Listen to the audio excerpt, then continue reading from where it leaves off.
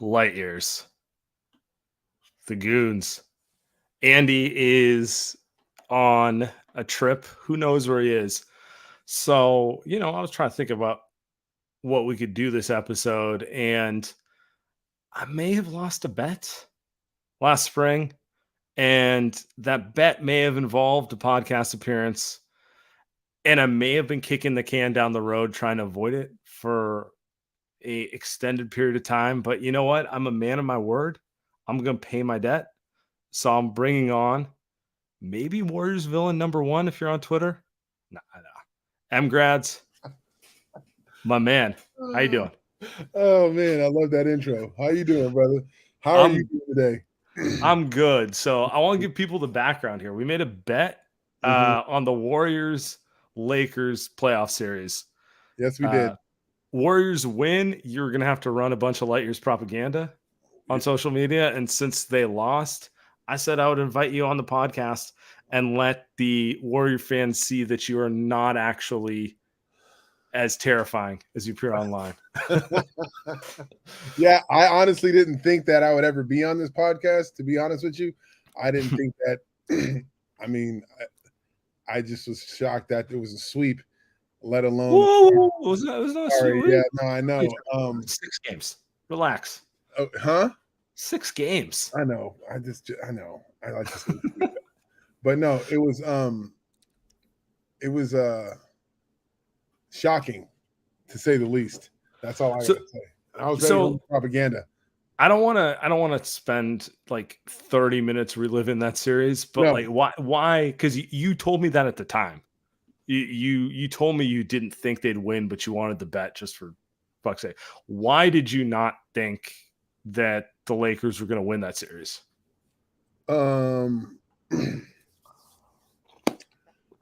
There's a guy named Steph Curry on the Warriors.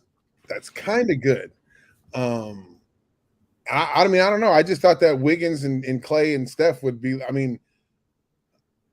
because it's just iffy during the playoffs and stuff. You know what I'm saying? Like, so I just thought that Steph was going to be like, yo, I'm going back to back. I got something to prove. I don't care who's in front of me.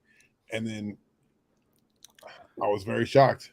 I was very happy, but it was just like, wow, it really happened. You know what I'm saying? Like, that's what I was thinking. So I feel like the takeaway from this, because like to me, the big takeaway from that series is like Anthony Davis. I'm not gonna say he was the best player in the series because I still think Steph was the best player in the series, but Anthony Davis was, he was phenomenal and he came up big when they needed him to. I'm thinking particularly end of game 4, had a chance to, 2-2, goes 2-2 back to Warriors is a different series, and he makes every big defensive play there. And like the big takeaway for the Warriors the entire offseason is, let's be honest. What did they get from Draymond and Looney offensively? Like they're both good players, but Anthony Davis erased both of them, and it kind of turned into Steph save us because we have nothing going on inside. And, they signed Dario Saric. That helps a little bit. The rumor is they're signing Dwight Howard. I guess in general, where are you with this Warriors team? Obviously, they added Chris Paul. Is that just a uniquely terrible matchup for them? Or are they actually address the fact that, because let's be honest, that they're always going to be defined by outside shooting. They're always going to be defined by Steph. Yeah. I mean, the capacity Chris Paul is used is going to be telling. I mean, he's one on the north side of 38. Steph's on the north side of 35, or we just turned 35. But it doesn't matter. Steph Curry can shoot. So that Steph Curry's age doesn't matter. It's because he can shoot. And he's in great shape, obviously. Sure. I don't know. Like, I think it's going to be interesting to say the least. Chris Paul taking that kind of a role where it's like, it'll be scary if he comes in and is just like, I'm going to pass the ball. I mean, he's not there to score, obviously. We know that. Sure. But I'm just saying, like, if he's like, man, I'm going to get guys open. I'm getting everybody open. The ball is going to be I'm gonna show my wizardry now. I'm 30. I don't need to score anything. I'm trying to win a champion. I am trying to win a championship. The closest I got was up 2-0 versus the Bucks. That's the closest I've ever got to a championship. So, and I mean, you got guys on the team who won 4. So like, I think that's a good pickup. I got to see. It's very interesting because I just got to see how they use him. I mean, Dwight Howard is one of those guys. It doesn't matter how old he looks because he still looks the same. Like, how different does he look from like 2014? It's now. Yeah. It's like hard to imagine him ever being fat. You know what I'm saying? Like, exactly. He stays in great shapes. If he just like with the Lakers, like I still don't know why when we won the bubble championship we broke the team up. Like, give that team a chance to, you know what I'm saying? Like, that didn't make any sense to me, but they did it. So Dwight Howard played a key role. I mean, he can still give you 18 to 20 minutes, and he can still give you 8 and 8. Like, it's Dwight Howard. He's one of the top 75 players. I don't care what they say. He's one of the top 75 players ever. So it's like, it's not. I mean, we'll see. Like, we'll see what everybody's favorite coach Steve Kerr does. Like, we'll see what he does with the rotations. We might have Dwight Howard out there playing like 48 minutes a game. We don't want that. Joking. Let me ask you this, because it's like, look, Draymond punched Jordan Poole, and anyone who watched the Warriors, like, they weren't a particularly connected team last year, right? Like, I mean, I guess. Go ahead. Let you ask a question. I'm sorry. Yeah. So walking away from it, they win a title in 2022. And obviously Steph's the best player. And I don't really think he got any worse the following year. No. Actually, no one on earth would say he got any worse as a player the following year. The team they weren't connected the way they were previously. How much do you think, like, all right, so they picked their side. Jordan Poole got traded. He got what he wanted. Let's be honest. He wants to go to a team where he gets a chance to see if he can average 30, be the man, do whatever he wants.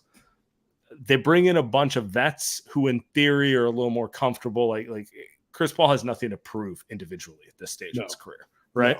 No, nothing. How much can that make up for kind of whatever they were lacking last year, because they lost in the second round? I mean, Chris Paul does bring maturity and leadership, not knocking Jordan Poole, saying it doesn't. I think that whole situation could have been handled differently. And I get the situation that everybody was in, like, but I mean, that was just. Like, you say it should have been suspended? Suspended, or somebody should have gotten traded. Instead of just chilling all year. it's like you got a big, like, tumor right here, and you're just ignoring it, but you can't turn your head. You got to turn around like that. You know what I'm saying? Like, but I get it. Like, it's just like, okay, maybe if we ignore it, it'll go away and the guys will get it together and they could, but I mean, it's hindsight right now saying what they should have done and could have done. But Jordan Poole and Chris,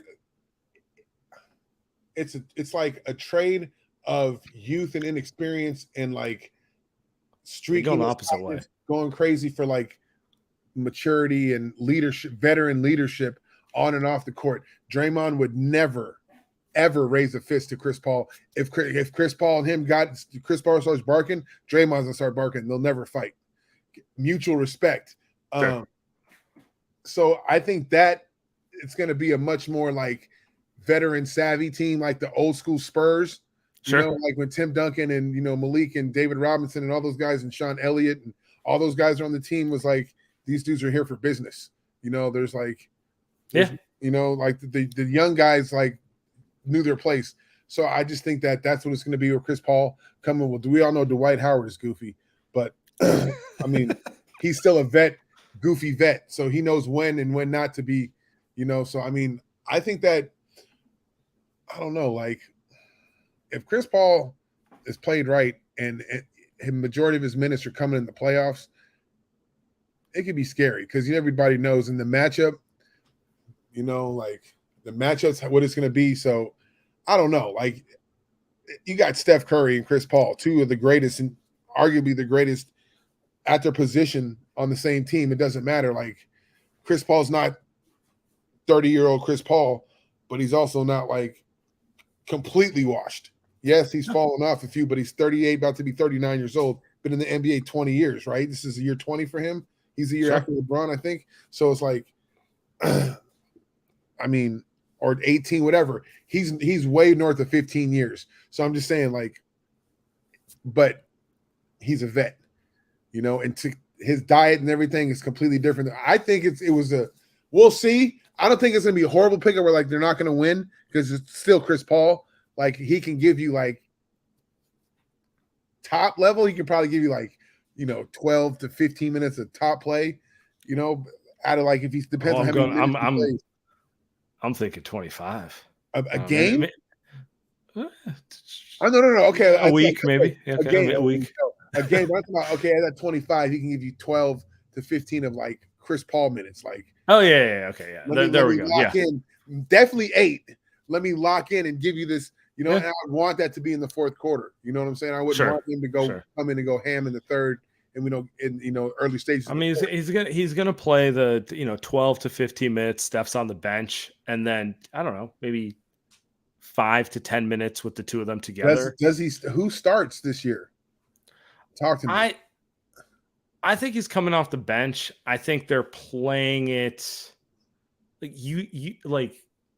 He's first ballot Hall of Famer. Yes. You're not going to announce in August he's coming off the bench. That's You're true. going to say, like, we'll see how it goes in camp. And right. I think if Steve Kerr is the coach, he claims to be, he'll be able to get Chris Paul to. I don't think he's ever going to like coming off the bench. Like he doesn't need to like it. He just needs to accept it. Is basically what it comes down to. And that's what I think camp. In a perfect world, we'll see if it plays out this way. It becomes pretty clear that everything runs cleaner if he buys into being the sixth man coming off the bench, playing 20 minutes a game. There's no drop off. You have basically a first ballot Hall of Fame point guard on the court every minute of the game, that sort of thing. But we'll see if they can get there because, like, I don't expect Chris Paul to come into camp being like, I'm here to be Dante DiVincenzo, like that sort of thing, right? Like you got to kind of bring it out of him, right? No, exactly. And I think respect, you don't say it, but I think that Chris Paul will get more calls if he comes off the bench going against those true players as opposed to the starters. The starters are younger and then the face of the, like it does get kind of annoying, like seeing guys year 19, like way back in the, you remember back in the day watching, Michael Jordan and all those guys. Yeah. And it's like the old school guys that Tim Duncan get their calls. And it's like, bro, like David Stern was like, you know what I'm saying? So like, I think he'll get more calls in the second unit if he comes off the bench, like you're saying.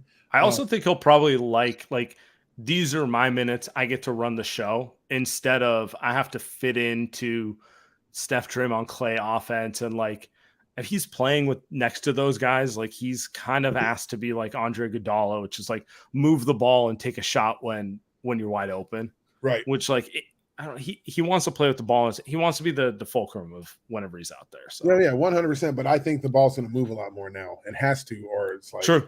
Why'd we get you? Yeah. Like, straight up, because it's like, what's Chris Paul's defense looking like? And I'm not knocking it, but like you got to think about defense wise. Like if you're going to play this, now this is going to be, hear me out. If you're going to play Chris Paul and Steph together in the fourth, do you have to play Draymond and Dwight Howard together at the same time? Sure. I mean, because it's like that defense. That kind of ties to my question. Like so every episode, Andy and I have been doing the big Warrior question of the day. As a countdown to camp, and we're less than 2 weeks away, so we're getting pretty close. The question we haven't got to, and I'll ask you, is do the Warriors have enough size? And that kind of ties to what you're talking about right now, which is like, okay, you got Chris Paul, you didn't get him to play 10 minutes a game, but you throw him out there, he's like a Tinder 6 foot, he's 5'10" and a half. Yeah. So he's not. You're No, small. It's just reality. It's like, and they've always exactly. been small. So do they? Let's assume they get Dwight Howard. We know they got Dario Saric. We know they got Looney and Draymond on the roster. Dude, they got Looney. I forgot about Looney. Come on, the UCLA legend. No, I know he is the Milwaukee legend, bro. You should Kevon Looney in high school was something like it. What he does now is he averaged like 35 and like 17 in high school. Like he was a monster. Like it was crazy. I remember watching it was crazy him in high school. So it's just you like same with Robert Williams. Those guys in high school were unbelievable, but they get to the NBA and they know their roles. They're going to get paid and they're very intricate parts. Now, I was going to say like if you gave Steph a center, I don't even know who, because centers are so different nowadays, and like Shaq, Patrick Ewing, Hakeem, when I was back to the basket. But if you gave Steph a center like that, man, it'd be very, because how do you guard that? Because Steph is going to pull the defense so far out. I mean, oh man. But anyways, yeah. So, but you're right. Chris Paul and Steph been playing. Then you got they don't have enough. I mean, you got Clay, Wiggins, Draymond, Kevon Looney, Dwight Howard, all five defensive minded. Like I'm sorry. Steph plus a bunch of goons, dude. But if you play Chris Paul, if you play Chris Paul and Steph together, okay, what are you going to do with Ja Morant? Do you know what I'm saying? Who's guarding him? Sure.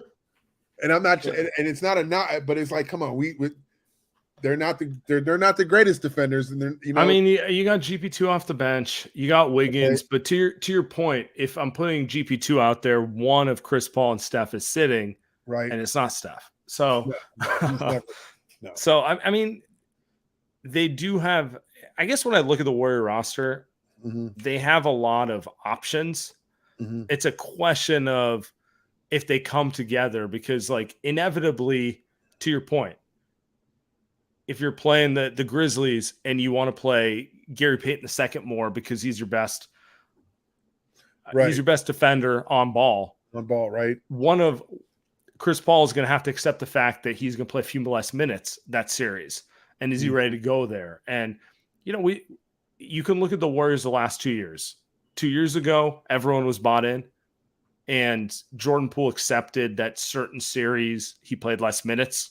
And then last year it was dudes kind of being like, no, I want to play more. And you saw it, and you saw a disconnect. So, well, I think that whole thing happened when he got knocked out.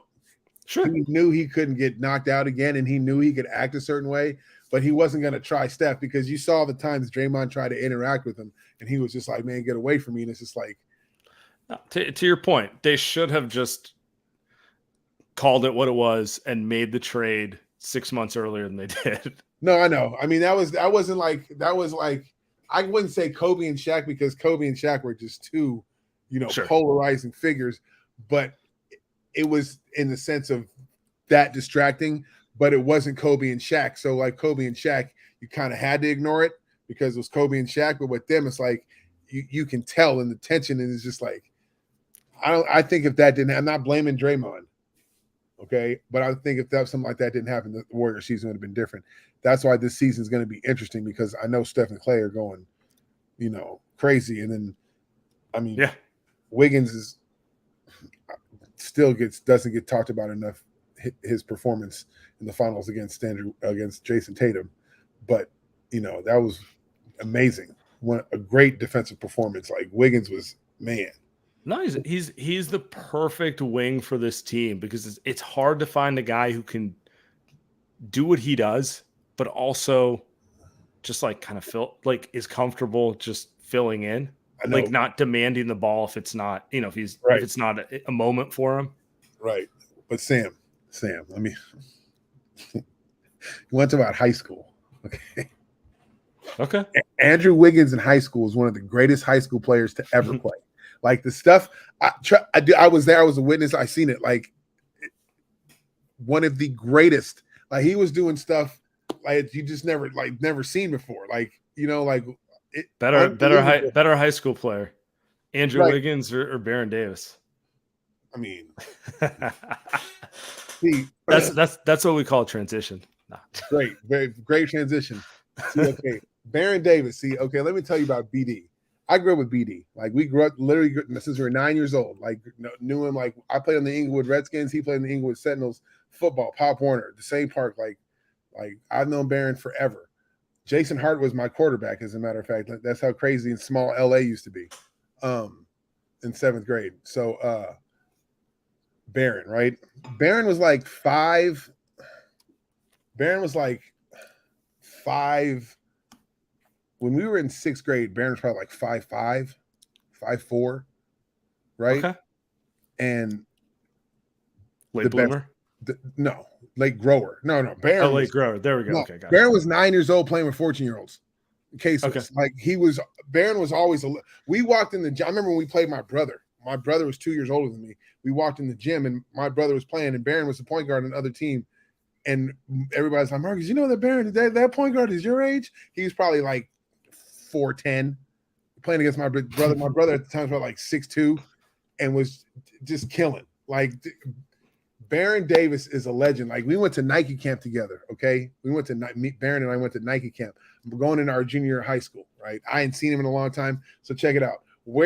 My coach was good friends with the coach of Oak Hill Academy, Steve Smith. Right, so we're in the hotel room before we just got there. We're in the hotel room. My high school coach, Steve Smith, the coach of Oak Hill, and me were just.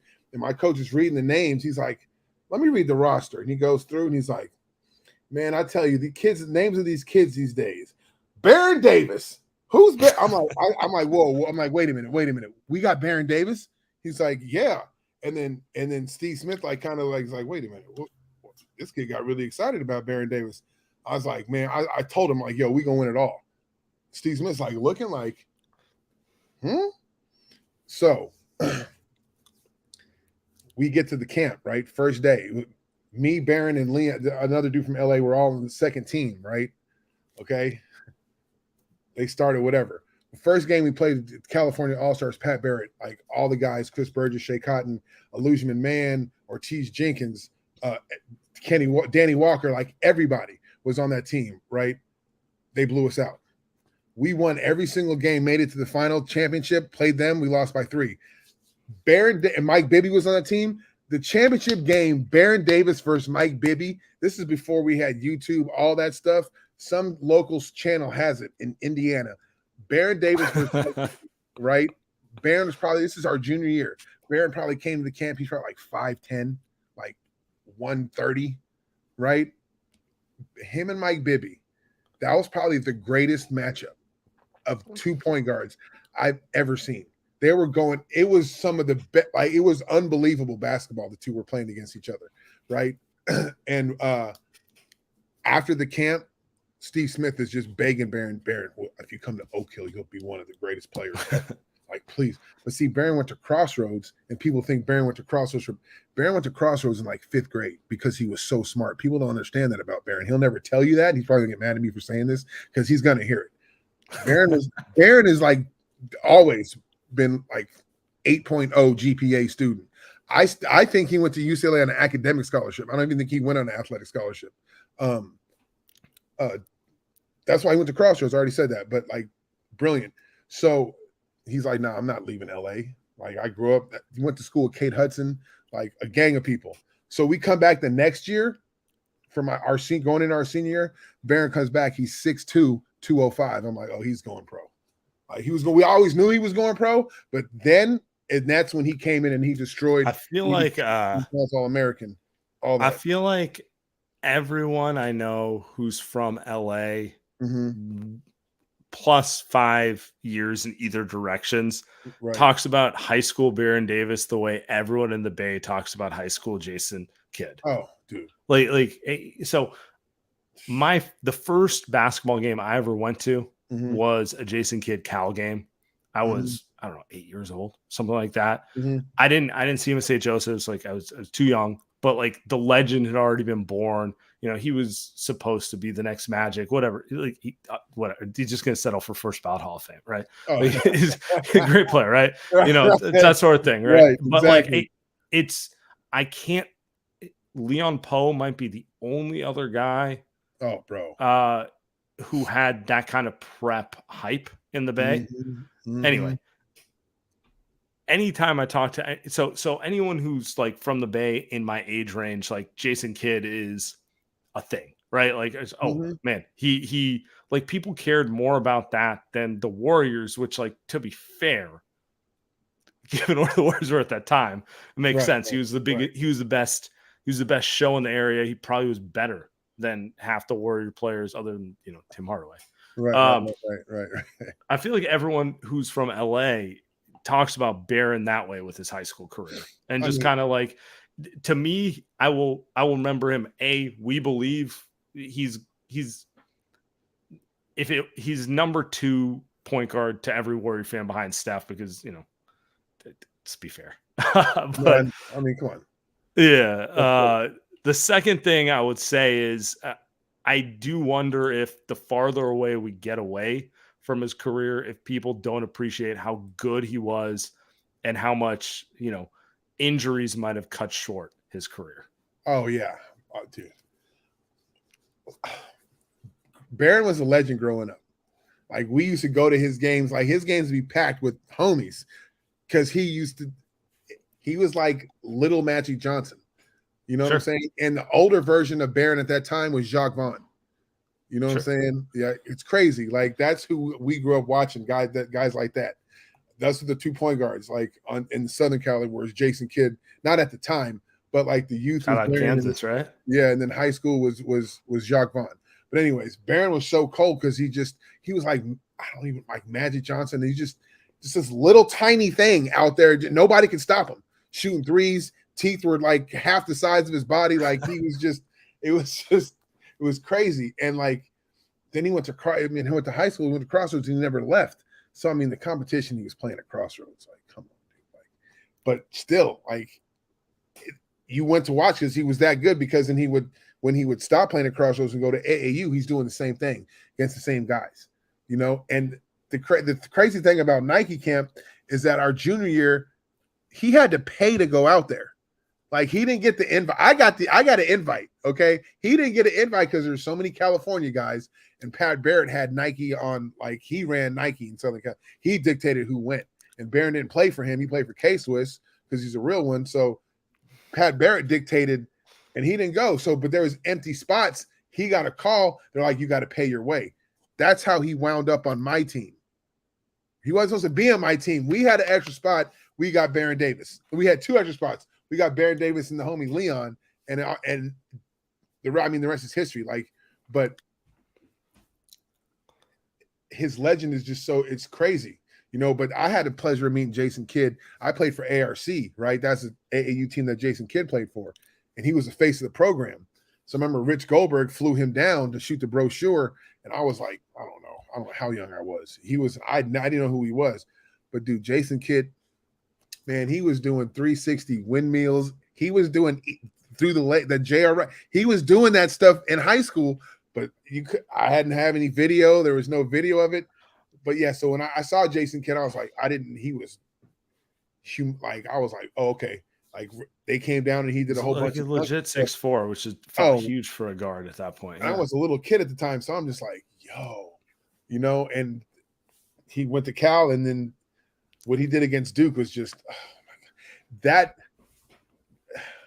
Them beating he made me a Cal sports fan when I was 9 years old, and then like a decade later, I was like, that was a fucking dumb decision. But I know, but he made the cover of Sports Illustrated though. Yeah, with, Lamont Murray, bro, that was, oh man, that was just great basketball, that game. But yeah, Barron, if he didn't get hurt, there is no telling, because like he was so big, and he was a dog. Like, Barron was not scared of nothing. I don't want to put you on the spot on this one, but okay. Like I do feel like if he never gets hurt, he's Russell Westbrook, if not like revered that same way. Like he's okay. See, Barron, I don't want to be mean about it, but like no, you're not. He's more of a pure point guard. Like he just didn't turn the ball over as much. That sort of thing. Barron was like the old school. Like, Barron was the flashy, like, sure. Oh man, like there's moves out there that we do today that Barron did. I saw Barron do them, like the dribble with the crazy hezzy stuff. Watch it. Mhm. Barron was doing all that stuff like way back in the day. Like I'm not saying because we all know Rod Strickland and then I'm not taking it, but I'm saying Sure. my eyes. Like I'm seeing Barron doing all that. Oh, dude, like because I don't say Russell Westbrook because was Barron explosive like that? Yes, but there's not been too many guys who can run as fast as Russell Westbrook with the ball. No, yeah, okay. You know what I'm saying? So like that's fair. so like, you know what I'm saying? It's a one of one thing. Yeah. Right, but like Barron was more smooth, and it was just like it'd be like and one, but it's not. He's not. It's just how he plays. You know, he's not trying to be fancy. That's just how he plays. That's fair. Russ is a one of one. Like yeah, Russ is like straight pure speed and bull. You know, Barron. It's a different animal. Yeah, Barron could play like that too, but he was more like, I just, oh man, dude. I want to end on this topic because it's like I was texting you about this. Barron is going to be revered among Warrior fans as a bigger deal, but my personal favorite point guard the Warriors have, and I don't even know if he's a point guard to be honest, is Gilbert Arenas. Bro, and I was like, I was in high school. I was just basically butthurt that they didn't re-sign him, and then he goes on to like average 28 a game on the Wizards. Like, you know, he just do like the Dame James Harden type of like I can get whatever I want whenever I want type of guard act. And you know, I kind of think there's symmetry between him and Barron where it's like generations will go by and they probably won't appreciate how good those dudes were because their knees gave out, you know, in their late 20s, mid 20s, whatever you want to call it, something like that. Like they didn't get to play until they're 33, 35, the way that like someone like Damian Lillard or Russell Westbrook gets to do.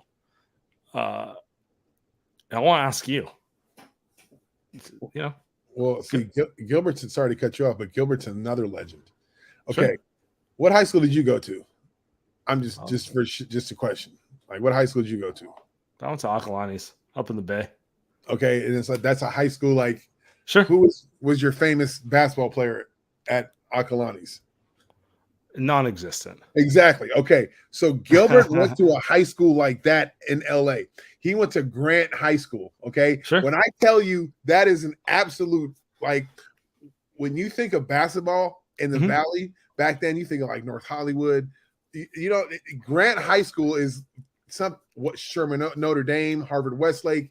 You know what I'm saying? Like, that's who's in the Valley, like Crespi, Taft, you know, like real schools that have produced pros. Like Grant Armenians and Mexicans go to Grant High School and they have race wars every single year. Like, it's been, dude, I'm talking about pulling out. I'm sorry, it's on the news, pulling out guns and like closing the school down, like race wars. Okay, that's where Gilbert went. Okay, and when I tell you the stuff he did, he had 46 on Crenshaw High School. Okay, Gilbert. Like that's how good he was. Nobody ever heard of him because he went to Grant High School. If there was internet and if there's YouTube and he still went to Grant High School, he'd be the number one player in the country. There's not even a question about that. So you really think it's just like pre-internet? If he existed 20 years later and people saw what he was doing as like a sophomore, he shoots up.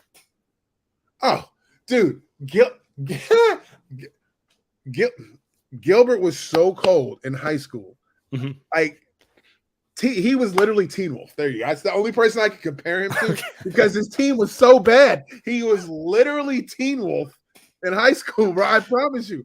I promise you that was Gilbert because listen to me, bro. It was some of the worst basketball on his team. Like when he would go out, they'd be up 30. He'd go out for like 6 minutes, come back, they'd be up 4.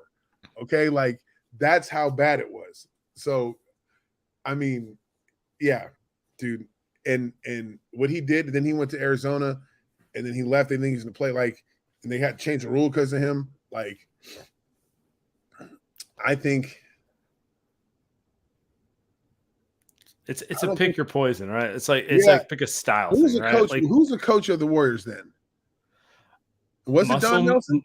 Was no, Musselman? Musselman was the coach the year he left. I think his first year was Cowan's. Oh, Musselman was the coach who yeah. let him free. You know what I'm saying? Like, because Musselman didn't think he was that good or as good as he thought. He didn't think Gilbert was as good as Gilbert thought he was.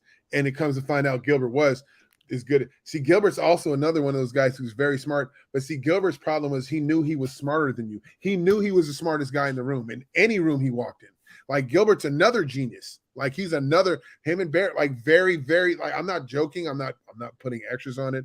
I'm not making it up. I'm talking about guys who were like some of the smartest people you'll ever meet. Sure. And I'm not joking. I'm not saying that. I'm not talking about basketball IQ. I'm talking about just brilliant men, like people, period. You know, like, and that's why they always say, you know, geniuses are borderline insane. I'm not saying these guys are, but I'm just saying like the way they think and the stuff, brilliant people. But Gilbert knew he was, Gilbert believed in himself, like I'm better than all these bums. And then he went to DC and showed out, and then we all know what happened there. But like, but his knee was given out when all that stuff happened. But if he never gets hurt and he doesn't have that whatever little incident he had in DC, like not little, you know, knee's the bigger one. Knee's like, way bigger, yeah.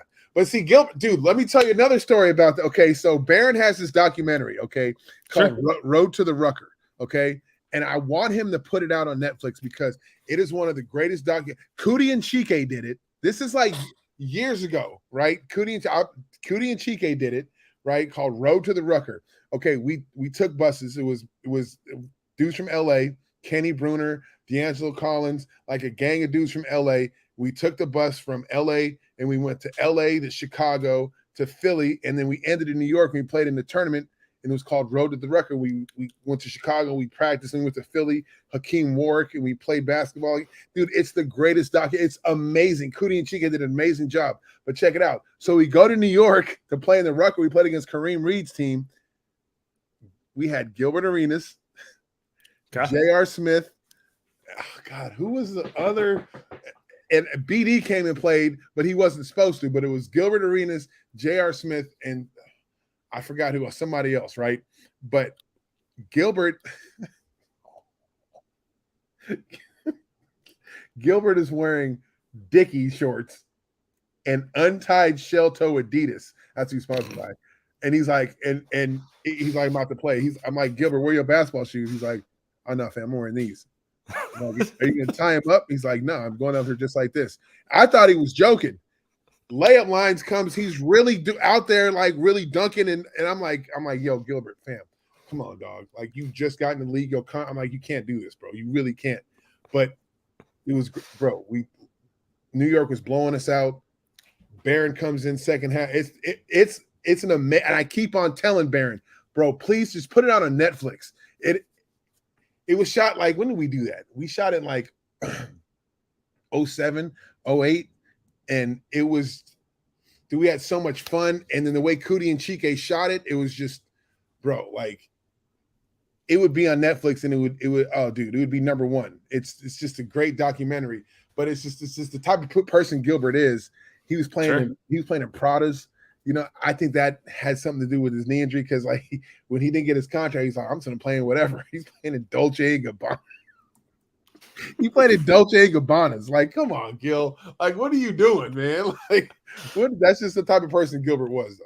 You know, amazing player. But, yeah, injuries, man. His knee. It was his left knee, too, I think.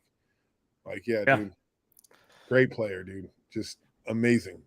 It's funny because, like, I'm just saying this from, like, Warrior fan perspective. Like, first off, he's one of the best players in general who will probably be forgotten because, you know, injuries and the way kind of time passes. And like, if you're not from LA, you probably won't remember him. But like, for me, he was the first player the Warriors had who could probably dribble with their offhand in like a decade. And I was just like, oh, we got one. This guy, this one. And of course they let him walk because, you know, joke of an organization at that point. And so, like, just, you know, internally, I was just like, that was my favorite player. Why did they let him go? Blah, blah, blah, that sort of thing. And then, eventually you end up with Steph Curry on the roster, and you make amends with it, and you're like, you know what? It's okay. It is worth the pain. I mean, it's crazy because Iggy did when you guys when I said the Warriors will never make it to the championship again, and Iggy hit me back and said ever, I was like, and then when they won it again, he retweeted it. I was like, thanks, Iggy. Thank you so much, brother. I do. Yeah. I mean, at least you guys are better than the Clippers, bro. Okay. Well, first off, I'm not entertaining these conversations. Like, to entertain the conversation would mean that I acknowledge them in any way. So no, exactly. Thank you. So now you know how LA people feel, and it's like, and it's to the point where it's like they're like the whole state of California hates them. Do you know what I'm saying? Like, yeah. And Sacramento's going to surpass them again soon because Sacramento got a hell of a squad. Oh, you're not buying the. I just saw. What was Sacramento was, but they're supposed to get right around player. like a week ago. I saw like Kawhi and PG are looking good, and the Clippers are. I was like, bro, I don't doubt that they look good, but like let me tell you how sorry the Clippers are. The Clippers are now hiding the Taylor Swift banner when they play because they're tired of my fucking jokes saying Taylor Swift has got more banners than that. I promise you will not go to a Clipper game and see the Taylor Swift banner anymore. Isn't that it's insane? That's how and they're going to, and then obviously when they get to the new arena, finally, when they get to everybody's like, the place that Ballmer talks about with having the best toilets on earth. Yeah, bro. Nobody's gonna care. Like, it's a Lakers town, bro. I'm not even joking. Like, I'm not joking. Like, there might be 8,000 people at those games. Like, no, man, everybody. No, dude, it's a Lakers town. Like, nobody cares. Some people will go because it's a new arena and they want to see it. Yeah, they want to see the toilets. I got exactly. You. Nobody, dude. It's the Lakers town. That'd be like a team moving to San Francisco. No, I got it. Like, first off, I've been to LA, right? And I know the deal. But let's end it here, man. I appreciate you coming on. Oh, definitely. As always, Thank you for having me. Anything you want to plug? Hopefully, no. Hopefully, not yet. Hopefully, Warriors fans understand that I'm just messing with y'all. You guys are so easy to bait and get mad. It's kind of fun to get you guys upset. Sam, I mess with Sam, but I know when Sam's like, "Yo, chill out," and I'll leave him alone for like 3 or 4 or 5 days. You know what I'm saying? So, but thank you for having me on. I didn't expect. It's a great conversation, and anytime you want to have me on again, I'll definitely be on. You got it, man. Thank you so much.